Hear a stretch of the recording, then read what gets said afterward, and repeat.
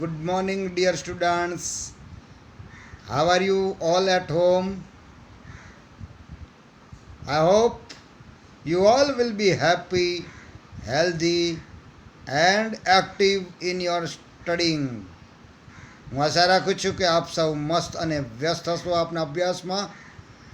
બાળ દોસ્તો, આપણે યુનિટ નંબર 1 અને યુનિટ નંબર 2 અંગ્રેજી વિષયમાં 2 યુનિટનો અભ્યાસ કર્યો. મને વિશ્વાસ અને શ્રદ્ધા છે કે આપે આ 2 યુનિટનું વારંવાર વાંચન કર્યું હશે, શબ્દે શબ્દે સમજ્યા હશે, સ્વાધ્યાય પોથીની પૂર્તતા પણ કરી હશે. And you have learnt a lot in 2 units.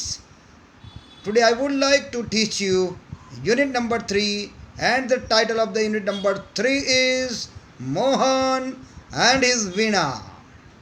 બાળ દોસ્તો, આ પાઠ સંગીત વિશે છે. જો આપને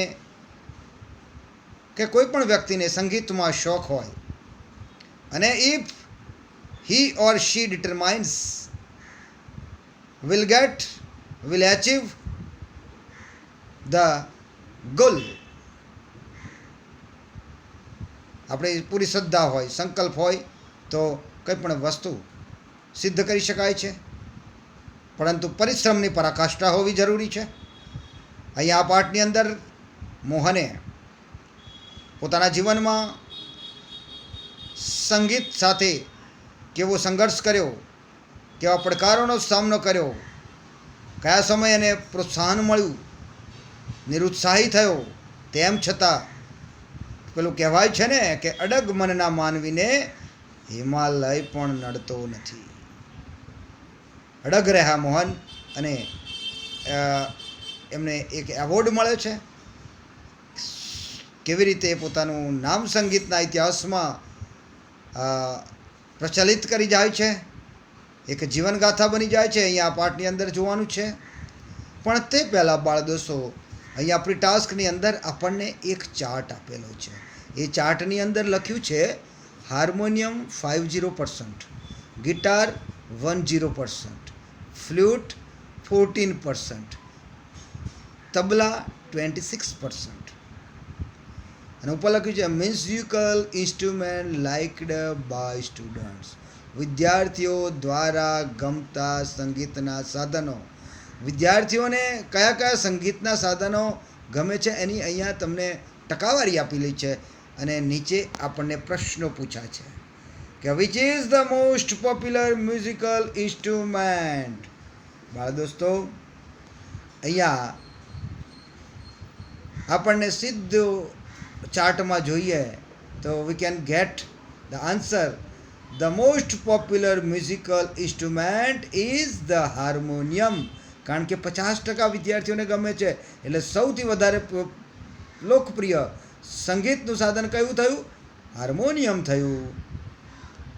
એ જ પ્રમાણેનો એનો સેમ પ્રશ્ન 5મો છે. જો વિચ ઇન્સ્ટ્રુમેન્ટ, કયું સંગીતનું સાધન, is liked by half of the students, અડધો કે એના કરતાં વધારે વિદ્યાર્થીઓને કયું સંગીતનું સાધન ગમે છે? તો harmonium. Harmonium instrument is liked by half of the students. એટલે ક્વેશ્ચન નંબર 1, ક્વેશ્ચન નંબર 2 અને ક્વેશ્ચન નંબર 5, આ બંને 1 અને 5ના જવાબો હાર્મોનિયમ છે. બીજો, ત્રીજો અને ચોથો પ્રશ્ન આપણે જોઈશું. Which is the list popular musical instrument, સૌથી ઓછું લોકપ્રિય સંગીતનું સાધન કયું છે બાળ દોસ્તો? તો સૌથી ઓછી ટકાવારી પર્સન્ટેજ ગિટારના 10 છે, એટલે સૌથી ઓછું થયું. ફ્લૂટના 14 છે, તબલાના 26 છે, હાર્મોનિયમના સૌથી વધારે 50 છે, એટલે સૌથી ઓછા કયા થયા બાળ દોસ્તો? ગિટાર. તો the list popular musical instrument is the guitar. બરાબર છે. How many of the student like the flute, કેટલા બાળકોને, કેટલા વિદ્યાર્થીઓને ફ્લૂટ ગમે છે? તો out of 100 student only 40 students like the flute. માત્ર 114 વિદ્યાર્થીઓને ફ્લૂટ એટલે વાંસળી ગમે છે. What is the difference between the popularity of flute and that of tabla? તબલાના 26% અને ફ્લૂટના 14%. તો ડિફરન્સ તફાવત કેટલો થયો? 14 અને 26 એ બંને વચ્ચે 12%નો ડિફરન્સ છે. તો the difference between the popularity of flute and that of tabla is 12%. દર 100એ 12 વિદ્યાર્થીઓને ફ્લૂટ કરતાં તબલા વધારે ગમે છે. આ મેં ચર્ચા એટલા માટે કરી છે બાળ દોસ્તો કે પરીક્ષાની અંદર આપણી જે બ્લુ પ્રિન્ટ છે સેક્શન ABCDE, તો સેક્શન બીની અંદર 4 ગુણની આ પ્રકારની નોન વર્બલ ટેક્સ્ટ એક્સરસાઇઝ પૂછાય છે.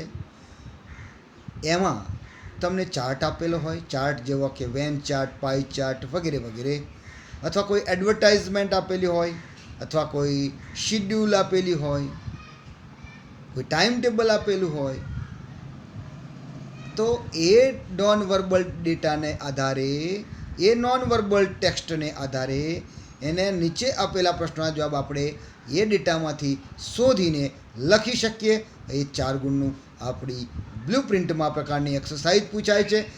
તે માટે જ મેં આ પ્રિટાસમાં આપેલી એક્સરસાઇઝની ચર્ચા કરી છે.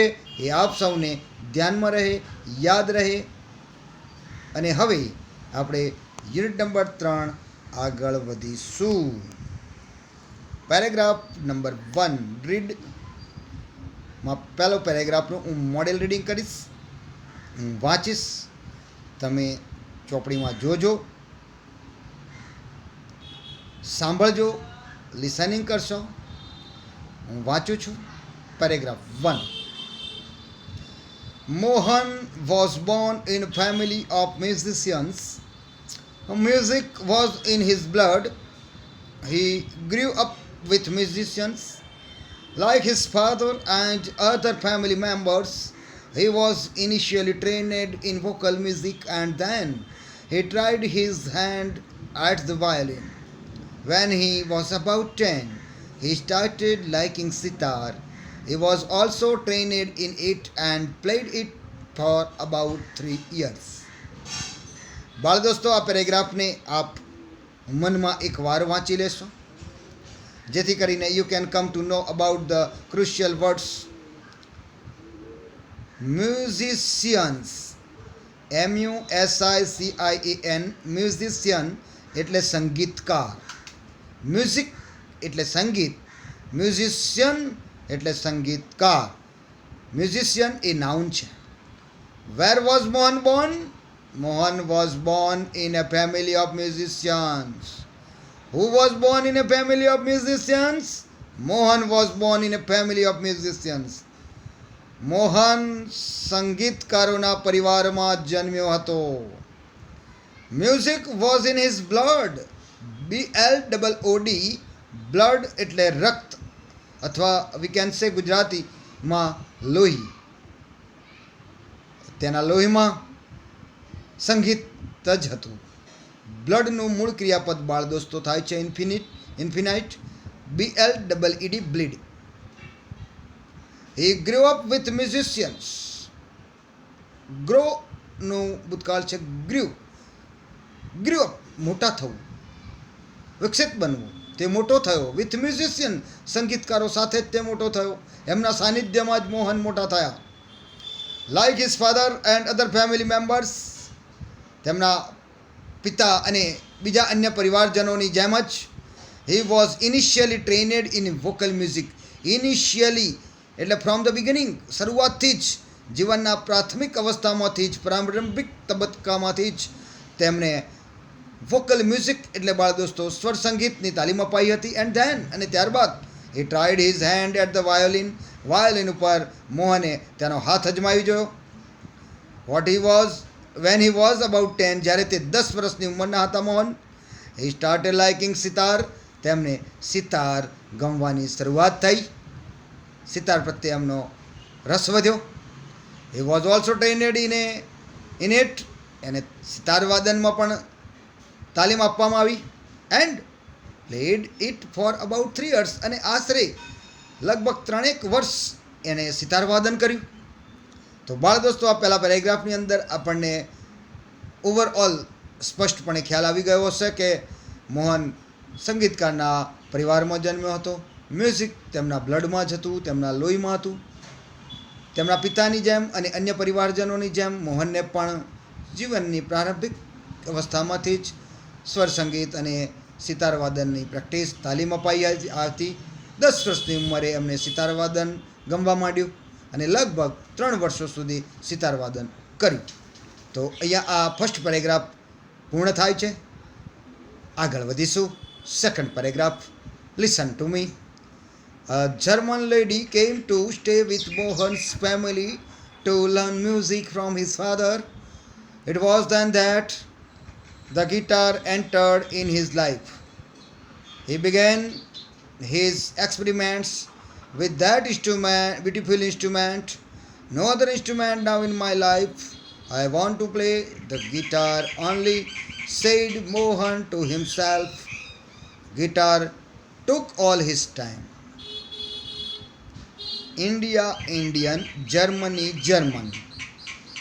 જર્મની દેશની એક સ્ત્રી, જર્મન સ્ત્રી મોહનના પરિવારમાં મોહનના પિતા સાથે સંગીત શીખવા માટે રોકાઈ, રહેવા આવી.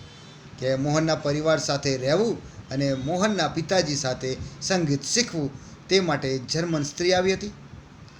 It was then the guitar entered in his life. અને ત્યારથી જ આ જર્મન લેડીના આગમન બાદથી જ મોહનના જીવનમાં ગિટાર સંગીતનું સાધન પ્રવેશ્યું, ગિટાર પ્રવેશી. હી બિગેન, અને મોહને શરૂ કર્યો હિઝ એક્સપેરિમેન્ટ. બાળ દોસ્તો, એક્સપેરિમેન્ટ્સ મીન્સ ટ્રાયલ, TRIAL. એમણે એમનો પ્રયત્ન, એક પ્રયોગ શરૂ કર્યો ગિટાર વાદનનો. આ બ્યુટિફુલ ઇન્સ્ટ્રુમેન્ટ, સુંદર સંગીતનું સાધન ગિટાર છે, એના ઉપર પોતાનો ફરી હાથ અજમાયો. No other instrument now in my life. અને એવું પણ કહેવા લાગ્યા સ્વગત એમની જાતે કે હવે મારા જીવનમાં ગિટાર સંગીતના સાધન સિવાય બીજું કોઈ મ્યુઝિકલ ઇન્સ્ટ્રુમેન્ટ ના હોઈ શકે. I want to play the guitar only. માત્ર ને માત્ર હું ગિટાર વાદન કરવા ઈચ્છું છું. He said to himself. તેમની જાતે કહેવા લાગ્યા. Guitar to call his time. આખો દિવસ એમનો જે સમય હતો તે માત્ર ગિટાર વાદનમાં વ્યતીત થતો હતો. તો બીજા પેરેગ્રાફની અંદર બાળ દોસ્તો, જર્મન લેડીનું મોહનના પરિવારમાં આગમન થવું સંગીત શીખવા માટે. ત્યારબાદ મોહનના જીવનમાં ગિટારનું આગમન થવું. ત્યારબાદ મોહન પોતાની જાતે કટિબદ્ધ થયા કે માત્ર ગિટાર વાદન જ કરવું અને ગિટાર વાદનના મહાવરામાં, પ્રેક્ટિસમાં, રિયાઝ કરવામાં એમનો સંપૂર્ણ સમય વ્યતીત થતો. આગળ વધતા, guitar, the hall day guitar. Ours is a family where sitar, vocal and classical violin are practiced. The guitar does not have the effect which our instrument do, and moreover, it is not from India, said one of the family members. Do you know your father does not approve your love for the guitar, said his auntie. But his mother came to help him. Let him follow his heart's desire, she declared. પરિવારમાંથી એક સભ્યએ મોહનને એવું જણાવ્યું, guitar guitar guitar, the hall day guitar. આખો દિવસ guitar guitar વગાડ્યા કરું છું મોહન તું. Hours is a family. આપણો પરિવાર છે કે જ્યાં વેર સિતાર વાદન, સ્વર સંગીત, વોકલ એન્ડ ક્લાસિકલ શાસ્ત્રીય સંગીત, વાયોલિન પર પ્રેક્ટિસ કરવામાં આવે છે, એનો મહાવરો કરવામાં આવે છે. શાસ્ત્રીય સંગીત, સ્વર સંગીત, ગિટાર વાદનની જગ્યાએ આ બધું ઇન્ડિયન મ્યુઝિકલ ઇન્સ્ટ્રુમેન્ટનું વાદન કરવામાં આવે છે. ત્યારે તું આખો દિવસ ગિટાર નથી, guitar does not have the effect. અને જેવા ભારતીય સંગીતના સાધનોમાં જે સંગીતની જાદુઈ અસર જોવા મળે છે તે આ ગિટાર સંગીતના સાધનમાં નથી જોવા મળતી. અને વધુમાં it is not from India. અને ગિટાર ઇન્ડિયન મ્યુઝિકલ ઇન્સ્ટ્રુમેન્ટ નથી. Do you know your father does not approve your love for the guitar. અને શું તને ખબર છે કે તારા પિતાશ્રી તારો આ ગિટાર પ્રત્યેના પ્રેમને મંજૂરી આપશે? સેડ હિઝ આંટી. કાકીએ મોહનને આવું જણાવ્યું. But his mother came to help him. પરંતુ મોહનની વારે, મોહનની મદદે કોણ આવ્યું બાળ દોસ્તો? મોહનની માતા. અને એમણે એવું જાહેર કરી દીધું, she declared, let him follow his heart's desire. તેના મનની ઈચ્છા, ડિઝાયર એટલે ઈચ્છા, વિશ, તેનું મન જે કહે તે કરવા દો તેને. આપણે બાકીના કોઈ કશું નહીં કહીએ. Let him follow his heart desire. તેને જે કરવું છે તે કરવા દો. Don't disturb Mohan. આવું મોહનની માતાએ જાહેર કર્યું. ત્યારબાદ then his father started supporting him. He was overjoyed and decided to modify the Western instrument. He tried to make it suitable for playing pure Indian classical music. He spent 2 more years with guitar only. જ્યારે મોહનના માતાએ એવું સ્પષ્ટપણે જાહેર કર્યું પરિવારમાં કે મોહનને તેની ઈચ્છા પ્રમાણે જે સંગીતમાં રસ છે, જે સંગીતનું સાધન વગાડવું છે, તૈયાર કરવું છે તે કરવા દો. તેને કોઈ ખલેલ ના પહોંચવી જોઈએ. ત્યાર પછીથી જ મોહન્સ ફાધર સપોર્ટેડ હિમ. ત્યારબાદ જ માતાના કહેવા બાદ જ મોહનના પિતાજીએ મોહનને સહયોગ આપવાનું શરૂ કર્યું, સહકાર આપવાનું શરૂ કર્યું, મદદ આપવાનું સહકાર કર્યું. અને ત્યારબાદ મોહન વોઝ ઓવરજોયડ. મોહન અતિ આનંદમાં આવી ગયો. બાળ દોસ્તો, તમે અભ્યાસ કરતા હોય, લખતા હોય, વાંચતા હોય અને પરિવારજન કોઈ તમને પ્રોત્સાહન આપે તો તમને અભ્યાસમાં વધુ રસ રુચિ તમે દાખવો. તે જ પ્રમાણે અહીંયા મોહનને પણ પિતાજી તરફથી સહયોગ પ્રાપ્ત થતાં એ અતિ આનંદમાં આવી ગયા. એન્ડ ડિસાઇડેડ, નિર્ણય કર્યો to modify. Modify means to improve positively. હકારાત્મક અભિગમથી સુધારા વધારા કરવા. Something develop new in that matter. Western ઇન્સ્ટ્રુમેન્ટમાં આજે ગિટાર પાશ્ચાત્ય સંગીતનું સાધન હતું, એમાં સુધારા વધારા કરવાનો નિર્ણય કર્યો. He tried to make it suitable for playing pure Indian classical music. Pure એટલે શુદ્ધ, એકદમ ચોખ્ખું, પવિત્ર ભારતીય શાસ્ત્રીય સંગીતની ઇફેક્ટ ગિટાર પર આપવાનું શરૂઆત એમણે કરી અને એ પ્રમાણે યોગ્ય રીતે ગિટાર વગાડવાનું શરૂ કર્યું. He spent 2 more years with guitar only. અને વધુ 2 વર્ષો ગિટાર વાદનમાં તેમણે વ્યતીત કર્યા. બાળ દોસ્તો, આજના આ લેક્ચરમાં આપણે આટલા સુધી પાઠનો અભ્યાસ કરીશું. પાર્ટ 2ની અંદર આપણે આગળ પાઠનો અભ્યાસ કરીશું. આ પાઠનું વારંવાર વાંચન કરી સ્વાધ્યાય પોથીની પૂર્તતા આટલા સુધી કરી પાઠને તૈયાર કરવા હું આપને સૂચન કરું છું, જણાવું છું. આશા રાખું છું આપને આ પાઠની અંદર ખૂબ જ સમજણ પડી હશે અને આપ ઉત્તરોત્તર try to read English more and more, try to understand, try to remember all the vocabularies and make your English very prosperous. Wish you all the best. Thank you. ધન્યવાદ.